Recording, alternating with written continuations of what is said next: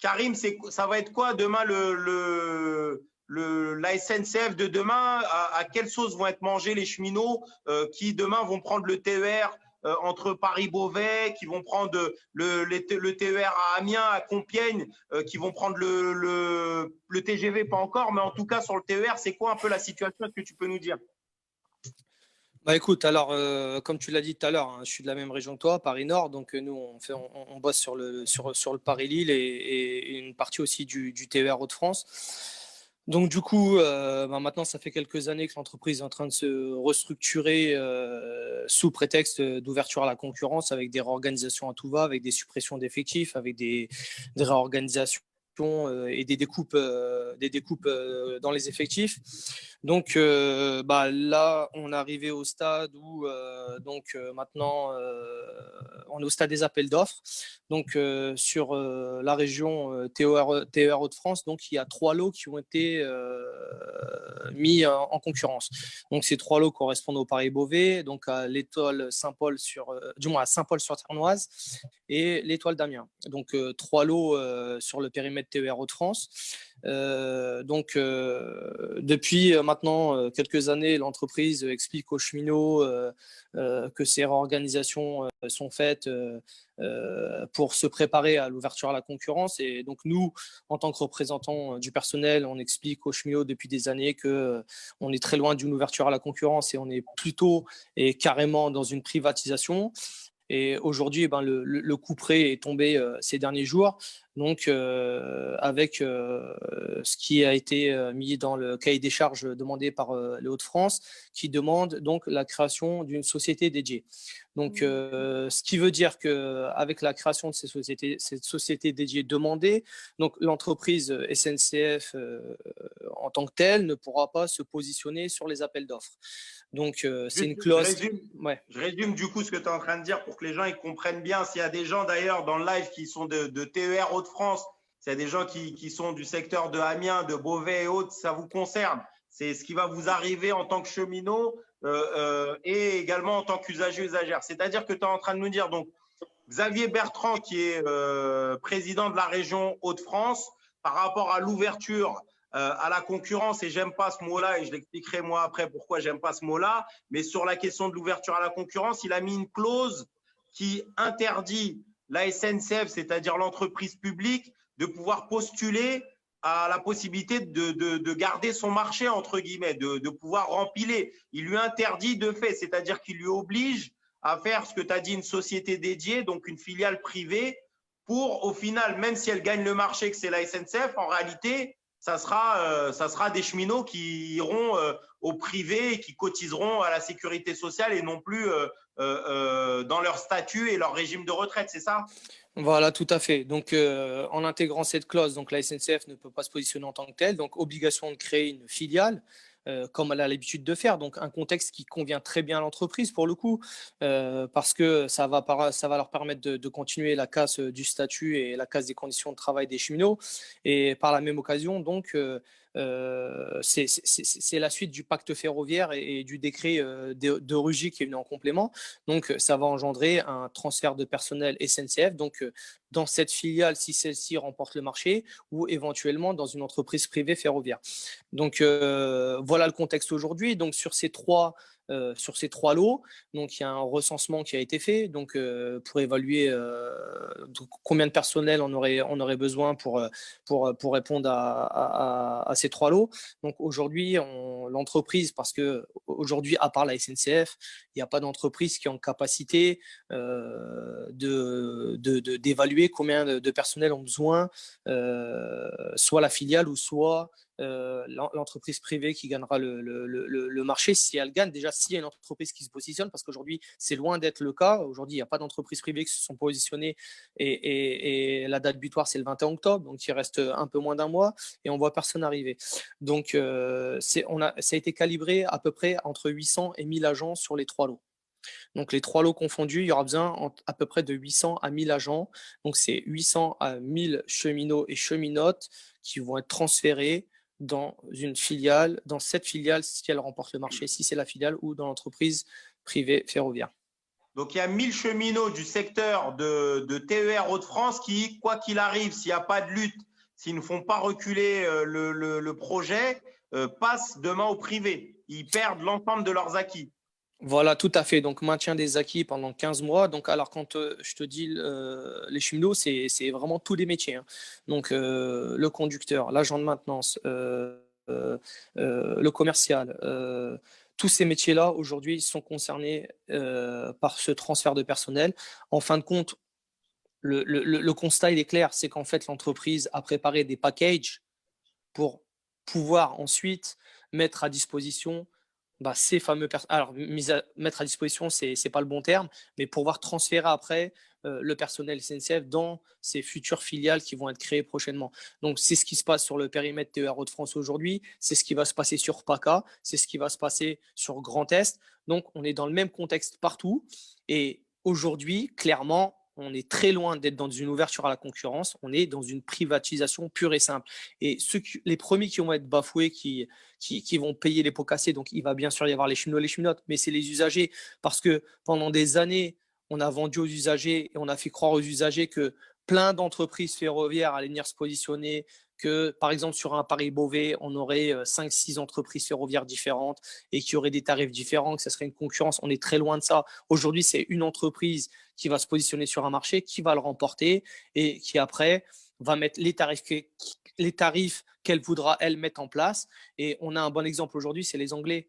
Les Anglais, aujourd'hui, sont en train de tout renationaliser parce que, justement, il y a beaucoup de problèmes au niveau de la sécurité, il y a beaucoup d'accidents dans le ferroviaire, mais en plus, les tarifs sont exorbitants. Donc, ils payent des tarifs à des prix excessifs comme pas possible. Et aujourd'hui, l'Angleterre est en train de faire marche arrière et ils font une renationalisation dans le ferroviaire. Je vais taquiner Mathieu et Christophe, nos deux camarades conducteurs à SNCF. Mais moi, je vais mettre ma casquette de Pascal Pro là. Mais les gars, moi, j'en ai rien à faire, moi, de vos histoires de concurrence et de privatisation. Qu'est-ce que ça va changer pour moi demain en tant qu'usager à Strasbourg ou à Nice? C'est quoi vos histoires que moi, je ne comprends pas? Moi, la seule chose qui m'intéresse, c'est d'avoir des trains à l'heure. Qu'est-ce que vous leur répondez à ces gens-là, en fait? Est-ce que demain, Keolis va améliorer, va me permettre de prendre mon train encore mieux que la SNCF? Est-ce qu'il va y avoir du nouveau matériel? Est-ce que les prix vont baisser? Christophe, renseigne-nous là-dessus. Est-ce que APACA, Estrosi va baisser le prix? Est-ce qu'il va y avoir des meilleures rames et des agents plus forts et meilleurs que les cheminots? Alors, ça va être pas compliqué à te répondre là-dessus. C'est des cheminots qui vont être mis donc, dans les entreprises privées. Ça sera le même matériel, ça sera les mêmes emplois qu'il y aura exactement dedans. Donc, ce qui veut dire qu'il n'y a rien qui va changer. L'état du réseau sera le même, il est toujours vétuste. Donc, toutes les pannes, tous les aléas qu'il y avait maintenant, on les aura demain. La seule chose qui est en plus, c'est que maintenant, ça sera plus pour moi un service public. Puisque les concurrents, ce qu'ils veulent, eux, c'est de la productivité et du gain. Le reste, ils n'en ont rien à foutre. À la SNCF, on a encore l'âme du service public. Nous, ce qu'on veut, c'est protéger nos usagers. On fait tous ensemble un service public énorme. On l'a montré dans le Covid. Pendant le Covid, justement, pendant le confinement, on a beaucoup de cheminots ont été acclamés en héros et derrière, il n'y a plus de reconnaissance. La seule reconnaissance qu'on a eue vraiment du gouvernement, parce qu'il faut savoir que là, à l'heure actuelle, on vient de passer plus de 16 000 cas aujourd'hui. C'est les chiffres qui sont sortis ce soir. C'est le record en France qu'on vient d'avoir là. Alors, on parle pour nous à PACA de plus aller dans les bars, de fermer les restaurants. Mais par contre, dans les trains, rien de plus. C'est toujours l'engorgement. On n'offre pas les masques aux gens. Il faut que les gens payent leurs masques. Il faut que les gens se débrouillent. Il n'y a pas de place, mais tant pis pour eux, ils vont s'entasser. Il n'y a rien qui va changer. La seule chose que le gouvernement a réussi à changer, c'est les personnes vulnérables. C'est-à-dire que les gens, avant le confinement, ils avaient de l'hypertension, du diabète, des problèmes cardiaques, des maladies pulmonaires. Ah ben, ils sont guéris maintenant parce qu'ils ne sont plus personnes vulnérables. Donc, ils peuvent aller travailler. Donc, pour moi, avec la privatisation, il n'y a rien qui va changer. Ça va être pire. Pour moi, ça sera pire au niveau du service public. Et Christophe, moi, je veux que tu nous parles avec ton cœur. Ça fait combien d'années que tu travailles, que tu es conducteur de train? Moi, ça fait 30 ans. Ça fait 30 ans que je suis à la SNCF. Voilà, j'attaque ma année là. C'est ta 31e année là? J'arrive dans ma 30e année, là. Donc, ça Dans fait ta 30 ans. 30e année. Voilà. Ça fait 30 ans, Christophe, que tu es conducteur. Depuis 1990, tu es à la SNCF. C'est quoi l'évolution que tu vois au niveau du chemin de fer, au niveau que ça soit en termes de monde qui emprunte de plus en plus le rail et qui sont de plus en plus serrés, le manque de matériel, le manque d'investissement.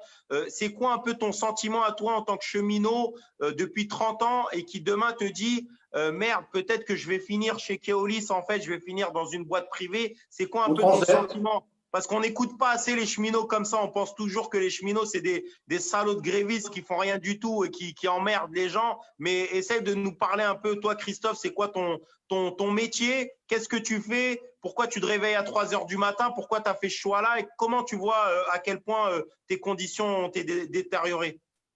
Mais en 30 ans, j'ai vu beaucoup de choses. Beaucoup de réorganisations, beaucoup de coupes dans les effectifs. Le service public qu'on a laissé tomber, le gouvernement qui l'a complètement abandonné. Le service public s'est complètement cassé la gueule. Notre métier avant, on était heureux d'y aller. Maintenant, quand j'entends tous les collègues autour de moi, la plupart veulent partir de la SNCF. Ils veulent partir, c'est du jamais vu. Tout le monde en a marre. On ne pense plus que maintenant à nous dire, voilà, il y a la concurrence qui va arriver, il faut être, comment dire, plus professionnel, il faut être plus productif, mais on ne parle plus de la clientèle. À mon époque, dans les années 90, on pensait aux clients en premier, ce qui est tout à fait fini à l'heure actuelle. Maintenant, on ne pense plus que gain, productivité, réorganisation, on supprime des emplois. Voilà ce qui se passe à l'heure actuelle. Maintenant, tout le monde en a marre. Il est clair que tout le monde en a marre parce qu'on ne peut plus avoir un service public de qualité. Et franchement, moi, j'étais heureux de faire mon métier en assurant un certain service que je ne peux plus faire à l'heure actuelle. Mathieu, tu as entendu ces paroles de Christophe, toi qui es son homologue du Grand Est. Ça te fait quoi, toi, de te dire, ça fait combien de temps? 17 ans que tu es au chemin de fer? Ça fait 20 ans, Anas. Salut 20 ans, putain, t'as l'air jeune, c'est pour ça. C'est gentil, merci. Fais gaffe, il y a la concurrence, elle arrive, Christophe. 20 ans que tu es au chemin de fer. Tu te dis quoi, là encore, sur la suite, quand tu vois ce cahier des charges qui te gifle le visage, en fait, où il y a écrit que tu vas être privatisé et que même ta propre entreprise, qui est une entreprise publique, elle ne pourra même pas te concurrencer. Qu'est-ce que tu dis? Qu'est-ce que tu te dis dans ta tête? Qu'est-ce que tu as envie de dire aux usagers? Qu'est-ce que tu as envie de dire à tes collègues quand tu vois ce cahier des charges-là? Moi, ce qui est étonnant dans notre cas, tu vois, c'est pas l'autorité organisatrice, donc la région Grand Est, qui a demandé à ce que ce soit une entité spécifique qui réponde à l'appel d'offres. C'est qu'en fait, il y a une partie réseau qui est l'entretien des voies. Il y a 200 millions à investir. Et ma boîte, depuis 20 ans, elle s'est tellement bien préparée à la concurrence en se découpant en petits morceaux, en séparant avec la création de RFF, en mettant d'un côté… On a perdu Mathieu. Il n'y a pas de réseau à Mulhouse. Il n'y a pas de réseau à Mulhouse. Bon, Karim, on va enchaîner avec toi. Karim, j'avais… Ah, Mathieu, on t'a retrouvé? Ah, purée, je suis désolé. On t'avait perdu, vas-y. Ouais, donc je disais en fait… Tu vas faire piquer ta place. Hein. Écoute, j'ai des coupures un peu, là, je suis dans ma campagne, c'est pour ça. Non, en fait, je disais que du coup, elle est même plus capable, la boîte, de répondre à l'appel d'offres, tellement elle s'est bien préparée à la concurrence, elle s'est tellement bien découpée qu'elle ne peut plus répondre à l'appel d'offres aujourd'hui. Et c'est ça qui fout les boules, quoi. Ça fait 20 ans que je la vois se faire massacrer, cette boîte, pour pas arriver à répondre. Et donc, on doit créer une filiale pour y répondre. Et donc, on va être transféré d'office. On sait déjà qu'on a 200 sur un lot de 280 agents qui vont être transférés. On sait qu'elle est perdue, cette charge. Et sur l'autre, c'est une cinquantaine d'agents. Donc, quasiment 400 agents qui vont être transférés. Est-ce qu'il n'y a pas un peu de complicité de la SNCF? Est-ce Ah qu'il n'y a pas de la complicité de la SNCF? Tout à fait. Regarde, dans les Hauts-de-France, il y a une bonne raison de créer une filiale. À Marseille aussi, chez nous aussi, tout le temps. Et le directeur de région, il le dit, oui, dans 10 ans, on sera tous dans des filiales. Oui, c'est le but, c'est la politique d'entreprise, quoi. Et il y a une complicité, il y a une volonté de faire ça. Et je vois d'ailleurs, il y avait Ahmed tout à l'heure, à la RATP, j'ai l'impression que c'est les mêmes processus. J'ai l'impression de nous voir il y a 2 ans quand je vois à la RATP. le même dogme, c'est dogmatique, hein, c'est le même dogme qui est appliqué à la RATP que chez nous. Donc, c'est une volonté de quoi? Comme tu as dit tout à l'heure, les usagers vont gagner quoi? Nous, c'est une concession de 22 ans. Pendant 22 ans, le mec, il est sur sa ligne. Pendant 22 ans, même si l'entreprise privée ou la filiale SNCF qui va remporter le marché, elle fait n'importe quoi, pendant 22 ans, il est prisonnier de cette entreprise. Il n'y a pas de concurrence. Il n'aura pas le choix. Et donc il n'y aura pas de voie à ans, côté. Ce que tu veux dire par là, c'est que quand on va arriver en gare de Strasbourg pour toi, il n'y aura pas un quai pour chaque compagnie de train et je pourrais choisir la compagnie que j'ai envie d'utiliser et le prix et de faire jouer la concurrence comme je pourrais le faire par exemple entre un vêtement H&M et un vêtement Zara ou quoi que ce soit. Donc en fait, ce que tu es en train d'expliquer, c'est que pendant 22 ans, quand je vais aller à la gare de Strasbourg, il y aura la même compagnie et une seule compagnie qui va refaire la même chose, quoi. Ouais. Même si elle fait des choses mal, elle aura des pénalités, mais ça ne changera rien pour toi. Toi, en tant qu'usager, tu seras quand même prisonnier d'un mauvais service, quoi. Et le seul truc qui va changer, c'est qu'ils ont déjà prévu une part de dividendes à reverser. Et au jour J, il va pas y avoir, ça va pas être, tu vois, nous, on est les premiers lots à être passés à la concurrence. Moi, je suis persuadé que ça va se passer quand même relativement crème, parce qu'ils veulent que ça se passe bien, tu vois. Donc, ils mettront les moyens. Mais c'est dans 2 ans, 3 ans qu'ils vont commencer à chercher à augmenter les dividendes des patrons et qui vont commencer à serrer la vis aux cheminots. On te garantit le salaire à vie, soi-disant. Ben, un jour, tu seras trop cher pour rester dans la boîte parce qu'ils auront embauché des petits jeunes qui auront 1000 euros de moins que toi, par exemple, tu vois. Et ils vont aller chercher, grappiller, une fois qu'on sera tous divisés dans nos filiales, c'est là qu'ils vont commencer à nous chercher et à nous casser quand on sera tous divisés dans nos entreprises et qu'on pourra plus se défendre comme on se défend aujourd'hui. Comme on se défend aujourd'hui pour la politique d'entreprise et contre le gouvernement quand il fait n'importe quoi. Et c'est ça qu'ils veulent casser. Ils veulent casser la résistance des cheminots par ce biais-là. C'est le truc qu'ils ont à gagner. Karim, une question pour toi, spéciale pour toi, Karim Dabaj. Toi, frérot, moi je le sais, c'est pour ça que je peux me permettre de te poser la question. Tu as fait partie de PSA Aulnay-sous-Bois. Tu as vécu les batailles par rapport à la fermeture de Aulnay-sous-Bois. Comment tu t'apprêtes face à cette bataille-là, en fait? Est-ce que ça te rappelle comment vous avez vécu la fermeture du site à Aulnay, la bataille qu'il y a eu? Qu'est-ce que tu as envie de dire aujourd'hui aux cheminots par rapport à ce que toi, tu as vécu dans le passé et qu'au final, aujourd'hui, tu te retrouves à courir à la SNCF où on se dirait la SNCF, c'est le paradis sur terre, qu'on entend Christophe qui dit les cheminots, ils sont dégoûtés, ils ont envie de se barrer et qu'on voit même au matériel hollandais qu'il y a des gens qui se barrent réellement. C'est quoi la logique que tu as envie de dire un peu aux gens, quoi? Est-ce que tu as envie de leur dire allez voir ailleurs ou est-ce qu'il faut lutter dès à présent? Alors, dire aux gens d'aller voir ailleurs, jamais. Il faut lutter parce que c'est notre outil de travail. La SNCF, jusqu'à aujourd'hui, ça reste quand même un service public qui appartient à la population. Donc, c'est nous qui faisons tourner l'entreprise et ce n'est pas les dirigeants qui sont de passage 3, 4 ans, 5 ans, 6 ans et après qui vont bosser pour la plupart du temps chez un fameux concurrent, ce qu'ils appellent concurrent. Alors, pour faire le lien avec PSA, moi, c'est un lien qu'on peut faire avec la SNCF, avec PSA, mais avec plein d'entreprises. Le lien qu'ils ont en commun, les patrons aujourd'hui, ça reste l'argent. C'est l'argent. Donc, quand j'étais à PSA à l'époque, on avait des carnets de commandes qui étaient pleins à craquer. Il y avait du boulot pour tout le monde. Alors, la première chose qui leur a fait peur, c'est quand les salariés ont pris conscience du rapport de force. Donc, quand ils ont commencé à se révolter, alors je te parle des grèves de 2003, où justement on avait des carnets de commandes pleins à craquer et la direction de PSA à l'époque mettait en place du chômage technique alors qu'il y avait du boulot, du chômage technique qui amputait nos salaires de 30 à 40%. Donc c'est le nerf de la guerre aujourd'hui pour les patrons, c'est ça le combat entre nous entre nous et le patronat aujourd'hui, c'est que eux même à la SNCF, donc via ses filiales, ils voient quoi? Ils voient le pognon à la fin.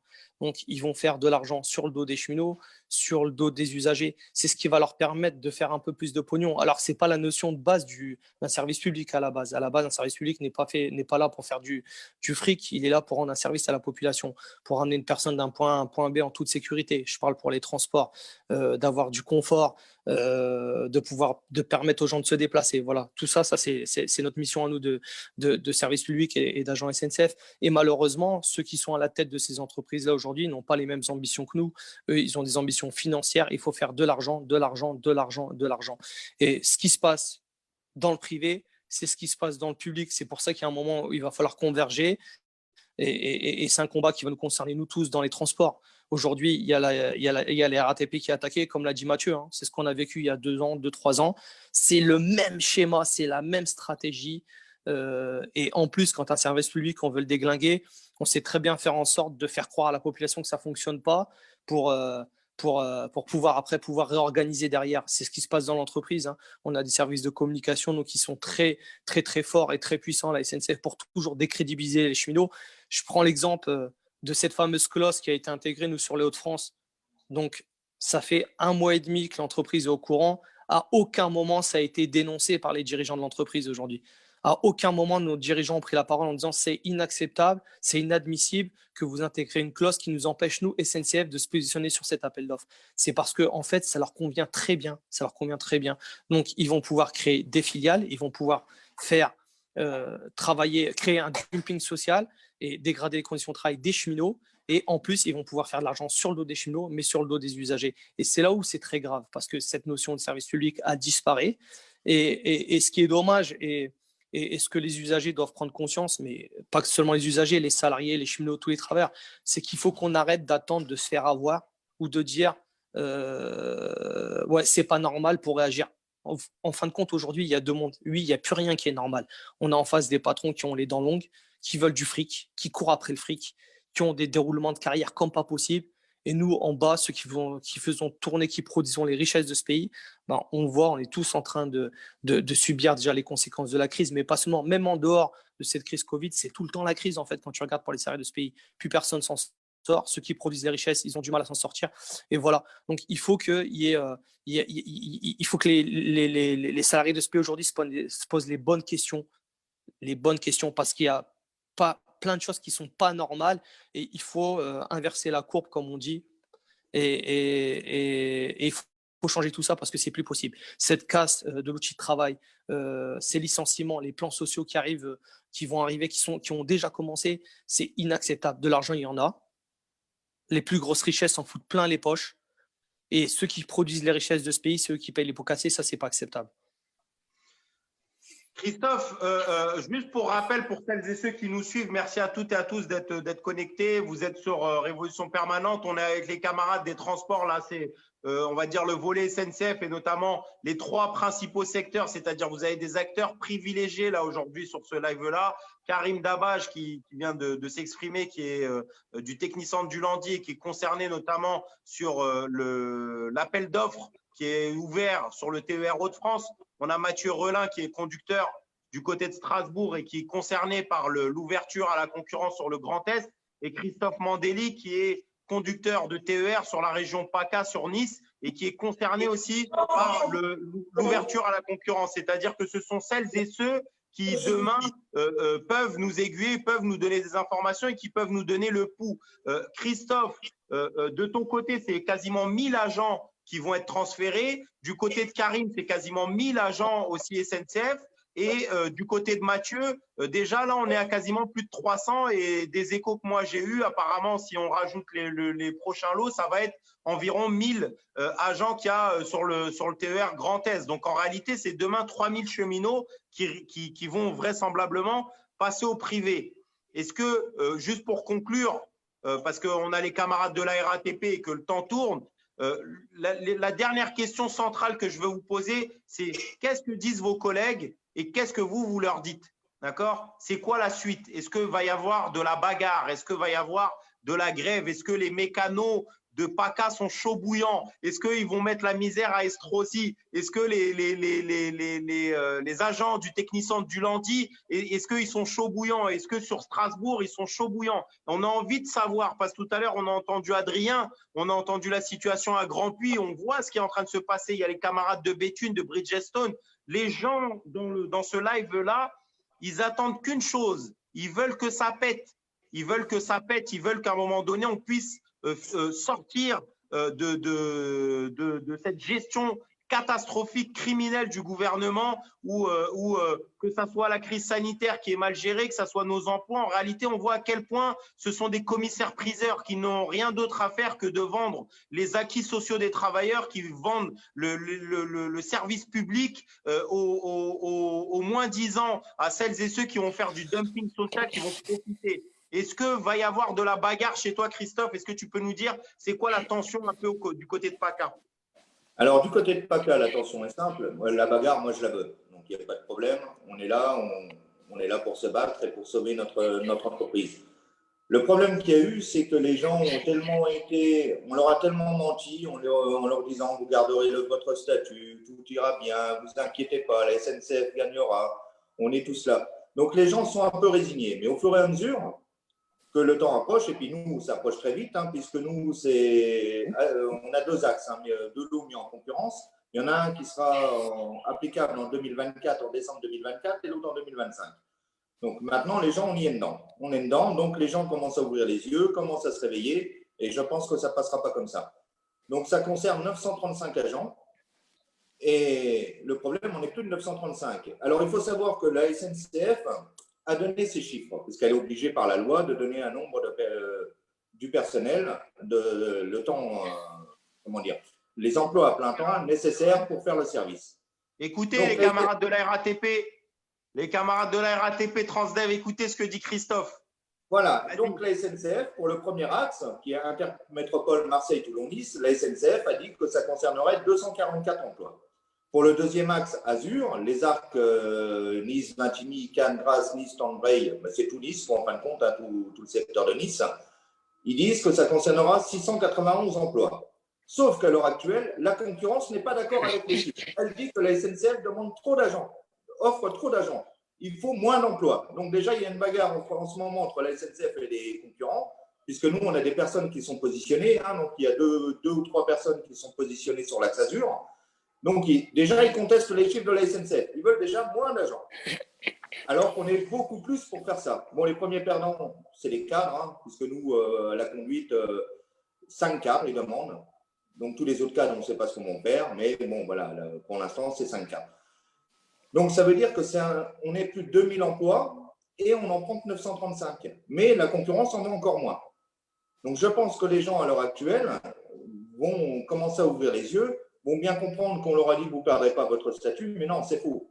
Ils ont jusqu'à 15 mois dans l'entreprise concurrente pour perdre le statut. Donc, ils ouvrent les yeux, ils commencent à se rendre compte et j'espère qu'ils vont avoir tous la hargne et puis pouvoir se battre. Bon, nous, on est sur le terrain et on sera là pour leur dire qu'il faut se battre et qu'il faut se défendre. On suit le dos. Merci, Christophe. Mathieu, c'est quoi la situation chez toi, là, au niveau des agents du Grand Est par rapport à cette annonce? Est-ce qu'il y a une bagarre qui va arriver, tu le penses, ou tu en doutes?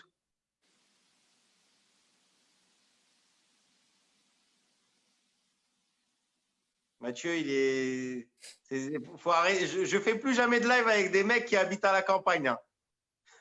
Ça y est, je suis là. Horrible. Toi, ils font le débat sur la 5G. Toi, tu as un 56K encore. Ouais, tu es chez Wanadoo. Je suis connecté sur le Minitel. Ouais, non, la bagarre, c'est pas trop ça. Pour l'instant, c'est plus l'inquiétude. Les collègues m'appellent, ils nous appellent pour voir ce qui va se passer. Ils ont peur d'être transférés de force. Ils ont peur de se retrouver. Est-ce qu'ils doivent suivre la charge de travail? Est-ce qu'ils doivent rester dans l'entreprise? Est-ce que voilà, c'est vraiment pour l'instant, c'est la flip. On a l'impression que le combat il a été perdu en 2018 et que ça va être très difficile finalement de refaire un truc maintenant tout seul, quoi. Et c'est vraiment le truc qu'il faut qu'on comprenne, c'est qu'en ce moment, il y a un climat un peu… tu vois, on a vu Adrien au début, chez Total. On a vu les copains de la RATP qui commencent à se dire « Oh là, ça commence à puer chez nous ». On a partout, là, en Moselle, on a un collègue qui a relevé qu'il y a plein de licenciements, plein de fermetures d'entreprises et tout ça. Ça pue partout, mais tout le monde a l'impression d'être tout seul dans son combat, quoi. Et je pense que le salut, il viendra de ça, du fait qu'on dise « Bon, maintenant, le vrai problème, comme il disait Karim, c'est le pognon, c'est la soif de pognon. » Et c'est la société telle qu'elle est organisée aujourd'hui, quoi. Et c'est peut-être en manière plus commune qu'on va pouvoir résister que simplement sur le transfert de personnel ou la concurrence à la SNCF, quoi. Mathieu, est-ce qu'on ne doit pas en terminer complètement avec ce système-là, j'ai envie de dire, parce que je vois dans les commentaires, enfin, en réalité, pour le chômeur, pour le précaire, etc., il se dit, mais moi, ces histoires d'ouverture à la concurrence, j'en ai rien à cirer en réalité. Qu'on voit qu'il y a des gens qui arrivent même pas à remplir le frigo, qu'on voit qu'il y a des mères isolées, des mères précaires, pendant qu'il y a des féministes, des Chiapas et compagnie qui sont en train de faire la chasse à l'immigré, la chasse au voile, la chasse à ceci, cela, qui sont en train d'occuper le monde. Nous, on voit qu'il y a des collègues parfois autour de nous qui disent ils peuvent pas faire 3 repas dans la journée pour pouvoir nourrir leurs gamins, où il y a une réalité comme ça. Est-ce qu'à un moment donné, il faut pas en terminer totalement avec ce système-là? Est-ce qu'il n'y a pas la possibilité de créer, de construire un mouvement le plus fort possible qui en réalité règle tous nos problèmes, tous nos problèmes en réalité, que ce soit la question sanitaire, que ce soit en réalité les crises climatiques, que ce soit la concurrence ou autre? Est-ce qu'on va indéfiniment faire des grèves de 60 jours tous les 6 mois? Parce que là, moi, je suis rentré à SNCF en 2012. J'avais jamais fait grève avant de ma vie. J'ai l'impression que, je sais pas pour vous, mais les grèves, elles se rapprochent de plus en plus. C'est-à-dire que là, tu n'as même pas fini une grève que tu es déjà limite en train d'en reprendre une autre, quoi. Et donc, est-ce qu'on va faire grève tous les 3 mois et puis peut-être après toutes les 2 semaines et puis après, il y aura des grèves quasiment éternelles parce qu'on luttera pour essayer de récupérer des petits bouts par-ci, par-là. Qu'est-ce que toi, tu penses, Mathieu, un peu, peut-être pour en terminer avec tout ça? Moi, je pense, tu vois, l'exemple de ce qui se fait sur l'aéro, là, avec notre camarade GG, d'essayer de coordonner déjà les luttes. Quand tu vois toutes les boîtes qui ferment en ce moment en Moselle, comme je disais, est-ce qu'ils ont moyen de se réunir, déjà de faire une réunion pour essayer de voir comment faire pour se battre ensemble?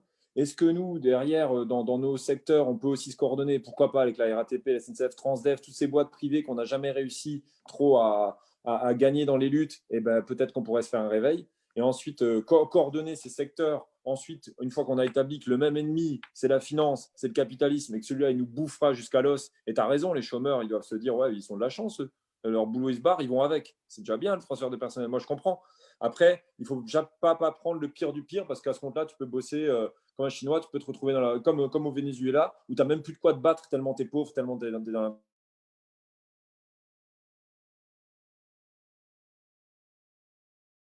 Winessa qui veut réagir. Winessa, ça va être à toi après Karim. Je finis avec les cheminots. Bon, Mathieu, je te laisserai un dernier mot. Le temps que ta connexion. Karim, tu te rebranches? Ouais, ça y est. Ah, c'est bon, Mathieu. Vas-y, je te laisse conclure, Mathieu. Ouais, mais tu vois, il y a des mecs qui ne peuvent même pas se payer la 3G. Alors, ouais, tu veux faire la révolution, tu n'as même pas Internet chez toi déjà. Je vais être obligé de me battre, tu vois, pour de vrai. Donc Karim, voilà, on est prêt. Karim, le mot de la fin pour toi à Hauts-de-France. On sait qu'au Landy, vous êtes chaud bouillant. Il y avait des grèves, vous faisiez des AG à 300 personnes. Est-ce que ça va débrayer au Landy ou pas? Est-ce que derrière Châtillon, est-ce que tous les techniciens qui vont venir, ils vont vous suivre? Est-ce que tu penses qu'il y a moyen de coordonner? Après, on va entendre Ahmed, on va entendre Winessa, on va entendre Farid. Est-ce qu'il n'y a pas moyen de faire quelque chose ensemble et même plus largement avec Béthune, avec Grand Puy, etc. Est-ce que tu penses qu'il n'y a pas la possibilité de les régler une bonne fois pour toutes? Bah écoute, nous, en tout cas, on va faire le job, on va faire le boulot pour sensibiliser les collègues et leur expliquer du mieux possible les enjeux à venir. Et bien sûr qu'on ne va pas les laisser faire, bien sûr qu'on va appeler à la mobilisation, bien sûr qu'on va on va se battre contre ces attaques sans précédent. Mais ce qui est important, c'est qu'il faut qu'il y ait aujourd'hui une prise de conscience collective. Il faut que ceux qui produisent les richesses dans ce pays comprennent que c'est eux qui ont les cartes dans leurs mains et c'est eux qui peuvent faire bouger les choses. Alors, je lis un peu les commentaires. Hein. Il y en a qui disent qu'il faut tout péter. Il y en a qui sont démoralisés. Il y en a qui disent que la grève, ça ne sert plus à rien.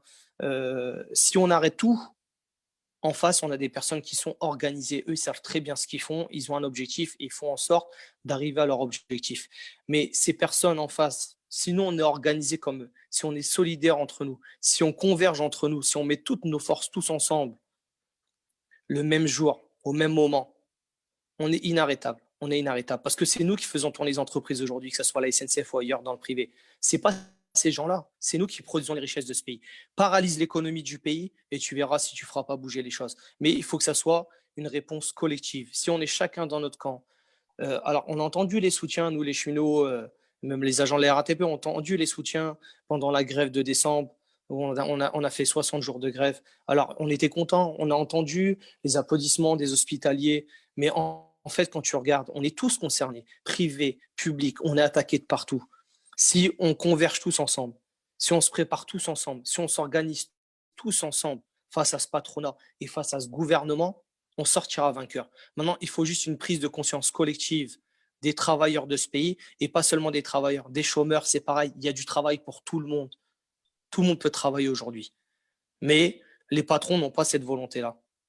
Ils n'ont pas envie, s'ils peuvent faire le boulot à 10 au lieu de le faire à 20, ils le feront à 5 parce qu'ils gagnent de l'argent sur le dos des travailleurs. Donc maintenant, il faut une prise de conscience collective dans ce pays et il faut qu'on y aille tous ensemble, une bonne fois pour toutes, pour régler tous les problèmes. Pas seulement ceux de la SNCF, pas seulement ceux de la RATP, les problèmes du chômage, des discriminations, des bas salaires, des dégradations des conditions de travail, de la casse de tous les acquis sociaux. Aujourd'hui, c'est contre tout ça qu'il faut se battre et c'est tous ensemble. Et le jour où on sera capable de faire ça, ça sera un grand pas en avant et on les fera reculer.